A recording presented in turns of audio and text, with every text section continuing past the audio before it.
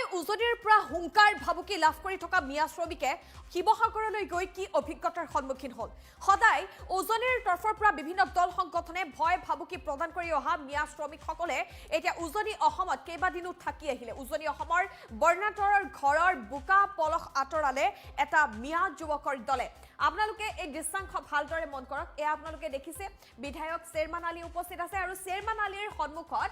যিমান কেইজন মিয়া শ্ৰমিক উজনিলৈ গৈছিল শিৱসাগৰত বানাক্ৰান্ত লোকক সহায় কৰিছিল সেই দলটো উভতি আহি চেয়াৰমান আলী আহমেদৰ সন্মুখত তেওঁলোকে অভিজ্ঞতা ব্যক্ত কৰিছে উজনিত মিয়া শ্ৰমিকক আদৰিছিল শৃংখল চলিহাই যেতিয়াই এই মিয়া শ্ৰমিকৰ দলটো উপস্থিত হৈছিল শিৱসাগৰত আৰু বন্যাতৰ কাষত তেওঁলোক উপস্থিত হৈছিল সেই সময়ত তেওঁলোকক লগ কৰিবলৈ আহিছিল শৃংখল চলিহাই প্ৰথম দিনাই তেওঁলোকৰ সন্মুখলৈ গৈছিল আৰু শৃংখল চলিহাই তেওঁলোকক কৈছিল যদিহে তোমালোকে কিবা কিবি অসুবিধাৰ সন্মুখীন হোৱা তেতিয়াহ'লে মোক লগে লগে যোগাযোগ কৰিবা আৰু যদিহে থাকিবলৈ তোমালোকৰ অসুবিধা হৈছে তেতিয়াহ'লে মোৰ ঘৰলৈ যাব পাৰিবা মোৰ ঘৰত তোমালোকে থাকিব পৰা সকলো ব্যৱস্থা কৰি দিম এনেদৰে শৃংখল চলিহাই এই মিয়া শ্ৰমিকসকলক মন্তব্য কৰিছিল তেওঁলোকক কথা দিছিল যেটো শৃংখল চলিহাক নামনি অসমত বিশৃংখল চলিহা বুলি একাংশ লোকে ক'ব খোজে যেহেতু মিয়া শ্ৰমিকক উদ্দেশ্যে শৃংখল চলিহাই বাৰে বাৰে কেতবোৰ মন্তব্য কৰি আহিছিল মিয়া শ্ৰমিকক হুংকাৰ প্ৰদান কৰি আহিছিল শিৱসাগৰত মিয়া শ্ৰমিক উপস্থিত হ'ব নোৱাৰিবা এনে ধৰণৰ কেইবাটাও হুংকাৰ জাতীয়তাবাদী দল সংগঠনৰ তৰফৰ পৰা বিভিন্ন সময়ত দেখিবলৈ পোৱা গৈছিল ইয়াৰ মাজতে শিৱসাগৰৰ যি শেহতীয়া পৰিস্থিতি শিৱসাগৰত এই দুৰ্যোগে এতিয়া হিন্দু মুছলমানৰ মাজত থকা যি ভেদাভেদ সেই ভেদাভেদ সম্পূৰ্ণৰূপে নাইকিয়া কৰি পেলোৱা পৰিলক্ষিত হৈছে এতিয়া শিৱসাগৰত দেখিবলৈ পোৱা গৈছে সম্প্ৰীতিৰ অনন্য নিদৰ্শন এক প্ৰকাৰে সম্প্ৰীতিৰ মিলন ভূমিলৈ পৰিণত হৈছে শিৱসাগৰ আৰু ঐতিহাসিক শিৱসাগৰতেই দেখিবলৈ পোৱা গৈছে কেতবোৰ কিছু দৃশ্যাংশ বিশেষ দৃশ্য কেতিয়াও মছজিদত উপস্থিত নোহোৱা হিন্দু লোকে মছজিদ চাফা কৰিছে আৰু কেতিয়াও মুছলমান লোক নামঘৰত প্ৰৱেশ কৰা নাছিল সেই মুছলমান লোকে নামঘৰৰ বোকা পলস আঁতৰাইছে এই মিয়া শ্ৰমিকসকলে শিৱসাগৰত কি অভিজ্ঞতাৰ সন্মুখীন হ'ল তেওঁলোকে এনেদৰে বিধায়ক চেয়াৰমান আলী আহমেদৰ সন্মুখত ব্যক্ত কৰিছে কাৰণ বিধায়ক চেয়াৰমান আলীৰ নেতৃত্বতেই এই 17জনীয়া মিয়া শ্ৰমিকৰ দলটো উপস্থিত হৈছিল শিৱসাগৰত তেওঁলোকে শিৱসাগৰত গৈ বৰ্ণাঢ্যক সহায় আগবঢ়াইছিল তেওঁলোকে বোকা পলস গছকি যিমান পাৰি সিমান বৰ্ণাঢ্যক সহায় কৰিছিল আৰু আপোনালোকে এই দৃশ্যাংশ দেখিছে এয়া এখন বিশেষ মেল সভা তেওঁলোকে আয়োজন কৰিছে আৰু বিধায়ক যেটো চেয়াৰমান আলী আহমেদৰ নেতৃত্বতেই এই 17জনীয়া কৰ্মত মিয়া শ্ৰমিকৰ দলটো উপস্থিত হৈছিল শিৱসাগৰত আৰু তেওঁলোকে শিৱসাগৰৰ পৰা উপস্থিত হৈ নিজৰ মন্দিৰৰ স্থানত তেওঁলোকৰ বাসগৃহত উপস্থিত হোৱাৰ পাছত তেওঁলোকৰ স্থানত উপস্থিত হোৱাৰ পাছত বিধায়ক গৰাকীৰ সন্মুখত তেওঁলোকৰ অভিজ্ঞতা ব্যক্ত কৰিছে আৰু তেওঁলোকে বিধায়ক চেয়াৰমান আলী আহমেদক এবাৰ শিৱসাগৰলৈ যাবলৈ আহ্বান জনাইছে তেওঁলোকে কৈছে যে আমি উজনিলৈ যাবলৈ প্ৰথম ভয় খাইছিলো আমি ভাবিছিলো বিভিন্ন সময়ত আমাক হুংকাৰ দিয়া হয় আমাক ভয় ভাবুকি প্ৰদান কৰা হয় গতিকে শিৱসাগৰলৈ গ'লে আমাক কিবা কৰিব আমি প্ৰথম ভয় খাইছিলো কিন্তু আমি গৈহে প্ৰকৃততে গম পালো উজনি অসমৰ মানুহবোৰ কিমান মৰমিয়াল প্ৰকৃততে উজনি অসমত গৈহে শিৱসাগৰত গৈহে আমি প্ৰকৃত বৰ অসমখন দেখিবলৈ পাইছো তেওঁ এনেদৰে ব্যক্ত কৰিছে এজন শ্ৰমিক তেওঁ এজন কৰ্মত মিয়া শ্ৰমিক তেওঁ কৈছে যে নাছিৰা এগৰাকী মুছলমান মহিলা যেতিয়া বানত উঠি গৈ আছিল সেই সময়ত এজন হিন্দু ব্যক্তিয়ে মুছলমান মহিলাগৰাকীক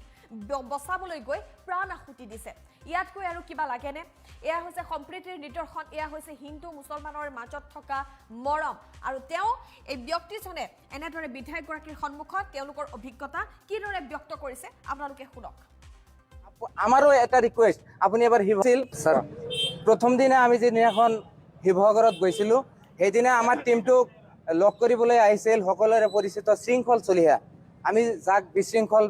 চলিহা বুলি কওঁ আমাৰ নামনিৰ মানুহে তেখেতক দেখি ভয় কৰে বা মিয়াৰ বিৰুদ্ধে যিটো গৰ্জন দিয়ে বা মিয়াক গালি দিয়ে সংবাদ মাধ্যমত আমি প্ৰথমে ভয় পাইছিলোঁ যে শিৱসাগৰত যাম আমাৰ নামনি অসমৰ মানুহক তাত কাম কৰিবলৈ যাবলৈ নিদিয়ে শ্ৰমিকসকলক কাম কৰিবলৈ নিদিয়ে যেতিয়া আমাৰ টিমটো শৃংখল চলিহাক লগ পালে তেতিয়া শৃংখল চলিহাই কৈছে যদি আপোনালোকৰ থকাৰ অসুবিধা হয় আমাৰ ঘৰত থাকিব চাহ পানী খুৱাইছে আৰু যিকোনো ধৰণৰ অসুবিধা হ'লে আমাক ফোন কৰিব তাৰপিছত আমি লগ পালোঁ উখিলদাৰ টিমটোৱে যথেষ্ট সহযোগিতা কৰিছে আৰু শৃংখল চলিহাৰ আৰু এটা টিম বিকাশ অসম যিজনক সমগ্ৰ অসমৰ মানুহে ভাল পায় তেখেতেও আপোনাক বহুত প্ৰশংসা কৰিছে ছাৰ। শৃংখল চলিহাও কিন্তু আপোনাক প্ৰশংসা কৰিছে আৰু শৃংখল চলিহাৰ লগতে আৰু কিছুমান সচেতন ব্যক্তিয়ে সাংবাদিক আছে, বুদ্ধিজীৱী আছে, যিসকলে সমাজৰ লগত কাম কাজৰ লগত জড়িত থাকে, সেইসকল ব্যক্তিয়েও আপোনাক এবাৰ শিৱসাগৰত যাবলৈ আহ্বান জনাইছে ছাৰ। আমাৰো এটা ৰিকুৱেষ্ট, আপুনি এবাৰ শিৱসাগৰত যাব লাগিব ছাৰ। আৰু আমাৰ এটা ভাৱ আছিল, এটা ঘটনা কম ছাৰ। নাজিৰাৰ চন্তকত যেতিয়া বানে এগৰাকী মহিলাক উটুৱাই লৈ গ'ল, এগৰাকী মহিলা মুছলমান মহিলা আছিল, মুছলমান মহিলাগৰাকীক বচাবলৈ এগৰাকী হিন্দু ব্যক্তিয়ে প্ৰাণ আহুতি দিলে। হিন্দু মুছলমান ছোৱালীজনীক বচাবলৈ গৈ হিন্দুৱে ব্যক্তিজনৰ মৃত্যু হ'ল। তাতকৈ আমি সম্প্ৰীতিৰ নিদৰ্শন হয়তো আমি গোটেই অসমত বিচাৰি নাপাম। আৰু এটা কথা ক'বই লাগিব, যিহেতু আমি কোনোদিনেই উজনিত যোৱা নাই, আমি সংবাদ মাধ্যম বা সামাজিক মাধ্যমত যিবোৰ দেখা পাওঁ যে আমাক গালি পাৰে, কিছুমান ব্যক্তি আমাক হয়তো ভাল নাপায়, আমাক মিয়া বাংলা দেখি বিভিন্ন ধৰণৰ কথা কয়। কিন্তু যেতিয়া আমি শিৱসাগৰত ভৰি দিছোঁ, তেতিয়াই আমি জুবিন দাৰ অসমখন দেখা পাইছোঁ। আমি ভূপেন হাজৰিকাৰ মানুহে মানুহৰ বাবে, ভূপেন হাজৰিকাই বিচৰা, জুবিন দাই বিচৰা সেই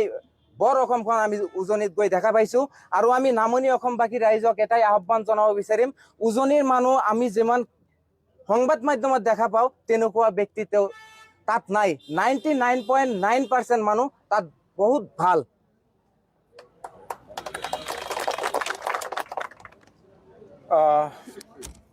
মই শেষতে প্ৰথমেই আমাৰ যিসকল যুৱক, 70জন যুৱক গৈছিলে আমাৰ ৰয়েল CRCCৰ নেতৃত্বত আমাৰ ৰখিবলৈ গৈছিলে, বহুতো ইউটিউবাৰ গৈছিলে। মই পোনপ্ৰথমে আমাৰ যুৱকসকলক এই চেগতে আন্তৰিক ধন্যবাদ জ্ঞাপন কৰিছোঁ। আপোনালোকে বহুত ডাঙৰ এটা মহৎ কাম কৰিলে। মই বিধানসভাৰ বাহিৰত জাষ্ট এটা আহ্বান ৰাখোঁতে আপোনালোকে এনেকৈ স্বতঃস্ফূৰ্তভাৱে ওলাই আহি মানুহে মানুহৰ বাবে আপোনালোকে প্ৰমাণ কৰি থৈ আহিলে। তাৰ কাৰণে আপোনালোক আটাইকে মই আন্তৰিক ধন্যবাদ জনাইছোঁ। আজি মই এই চেগতে দ্য পিপুল অফ শিৱসাগৰ ৰেস্কু নামৰ NGO যিটো গোটেই শিৱসাগৰৰ হৈ মোলৈ যি ধৰণৰ তেখেতসকলে অভিনন্দন জনাইছে, ধন্যবাদ জনাইছে, মই গোটেই শিৱসাগৰবাসীক মই হাতযোৰ কৰি মই কৃতজ্ঞতা জ্ঞাপন কৰিছোঁ।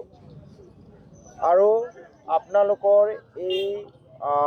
সহৃদয়তাই অনাগত দিনত আমাৰ এই অসমখনক সঁচাকৈয়ে জুবিনদাৰ অসম বা শংকৰ আজানৰ অসম নিৰ্মাণ কৰাত বহু মাইল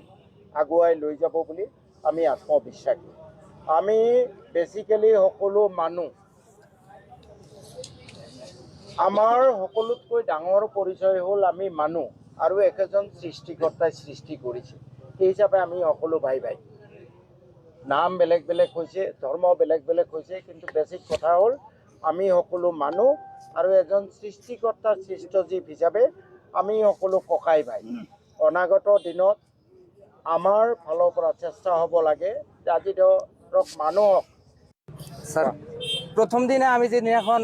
শিৱসাগৰত গৈছিলোঁ, সেইদিনা আমাৰ টীমটোক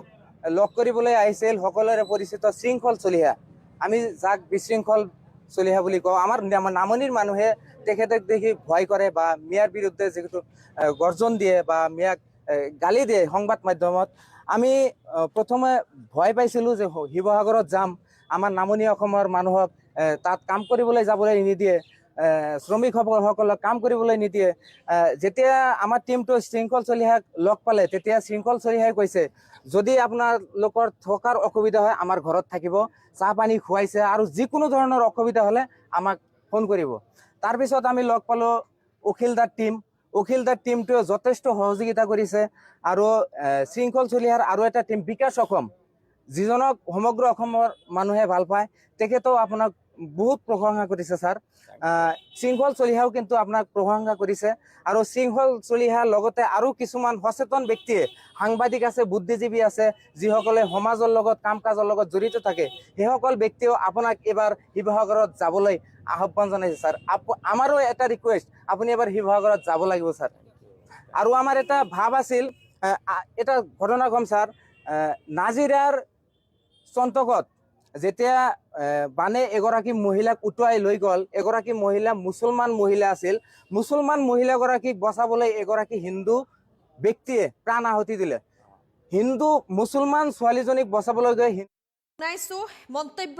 এনেদৰে 17জনীয়া কৰ্মঠ মিয়া শ্ৰমিকৰ দলটো নিজৰ স্থানলৈ নিজৰ সমষ্টিলৈ ঘূৰি আহি উজনি অসমত তেওঁলোকে কি অভিজ্ঞতাৰ সন্মুখীন হ'ল বিধায়ক চেয়াৰমান আলী আহমেদৰ সন্মুখত এনেদৰে অৱগত কৰা পৰিলক্ষিত হৈছে উজনিত শ্ৰমদান কৰি অহা সংখ্যালঘু লোকে প্ৰকাশ কৰিছে নিজৰ অভিজ্ঞতা বিধায়ক চেয়াৰমান আলীৰ নেতৃত্বত 17জনীয়া এটা দলে শ্ৰমদান কৰে উজনিত বোকা পলস আঁতৰাই বন্যাতৰ ঘৰ নিৰ্মাণত সহায় কৰি দিছিল এই দলটোৱে মন্দিয়াৰ স্বগৃহলৈ উভতি অহাৰ পাছত উজনিত সন্মুখীন হোৱা অভিজ্ঞতাৰ বিষয়ে তেওঁলোকে এনেদৰে ব্যক্ত কৰিছে শিৱসাগৰত যোৱাৰ প্ৰথম দিনাই শ্ৰমিকসকলক লগ কৰিবলৈ আহিছিল শৃংখল চলিহাই নামনিৰ শ্ৰমিকসকলক উজনিলৈ যাবলৈ বাধা দিয়া শৃংখলে আতিথ্য দিছিল শ্ৰমিকসকলক থকাৰ অসুবিধা হোৱা শ্ৰমিকক নিজৰ ঘৰত আশ্ৰয় দিম বুলি কৈছিল শৃংখলে উজনিলৈ গৈ আমি গম পাইছো তাৰ মানুহ কিমান ভাল বিধায়ক চেয়াৰমান আলী আহমেদক প্ৰশংসা কৰিছে শৃংখল চলিহাক প্ৰশংসা আৰু বিকাশ অসমক প্ৰশংসা আৰু বিধায়ক চেয়াৰমান আলীৰ আহমেদৰ এই যে পদক্ষেপক প্ৰশংসা কৰিছিল শৃংখল চলিহা আৰু বিকাশ অসমে এই কথাও বিধায়কগৰাকীৰ সন্মুখত তেওঁলোকে এনেদৰে ব্যক্ত কৰা পৰিলক্ষিত হৈছে উজনিলৈ এবাৰ চেয়াৰমান আলীক যাবলৈও আহ্বান জনাইছে এইসকল শ্ৰমিকে শিৱসাগৰৰ পৰা উভতি অহাৰ পাছত এনেদৰে তেওঁলোকৰ অঞ্চলত এখন সভাৰ আয়োজন কৰে আৰু উজনিত কি অসুবিধাৰ বা কি তেওঁলোকে অভিজ্ঞতাৰ সন্মুখীন হ'ল তেওঁলোকে কেনেদৰে মৰম পাইছিল উজনিবাসীয়ে তেওঁলোকক কেনেদৰে আতিথ্য দিছিল সকলোবোৰ কথা তেওঁলোকে এনেদৰে অৱগত কৰা পৰিলক্ষিত হৈছে সম্প্ৰতি আমি আপোনালোকক দেখুৱাইছো তেওঁলোকে মন্তব্য কৰা অনুসৰি তেওঁলোকে যি বৰ অসমখনৰ আশা কৰে সেই বৰ অসমখন আচলতে উজনিত গৈহে তেওঁলোকে দেখিছে উজনিত গৈহে প্ৰকৃত বৰ অসমখন তেওঁলোকে দেখা পাইছে বুলি বিধায়ক চেয়াৰমান আলী আহমেদৰ সন্মুখত নিজৰ মতামত এনেদৰে নিজৰ অভিজ্ঞতা ব্যক্ত কৰে